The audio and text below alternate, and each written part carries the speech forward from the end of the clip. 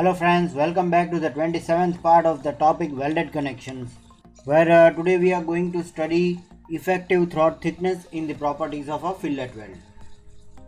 Now how can we find out the effective throat thickness of any fillet weld, or how can we calculate that? That will be explained in this lecture. Now at first, let us just define the effective throat thickness. The effective throat thickness of a fillet weld is the shortest distance from the root to the face of the weld.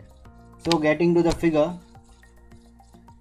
if we consider this fillet weld, then this is the shortest distance from the root till the face of the fillet weld. This is known as throat thickness.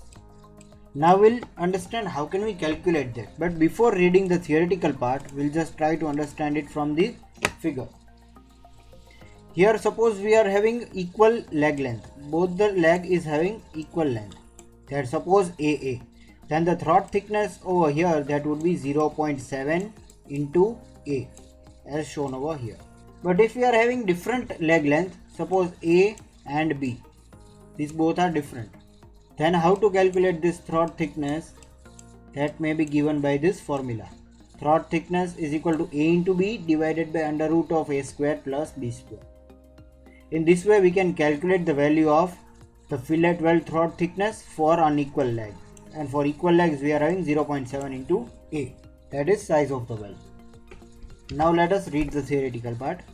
The effective throat thickness of a fillet weld shall not be less than 3 mm. See, this is one more criteria which we should know.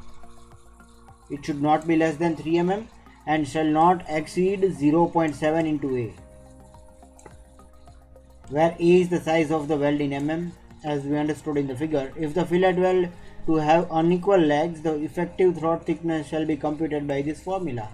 So all of the things we understood from this figure, and one more thing we should know is minimum size of throat thickness should be 3 mm. So friends, this is all for today.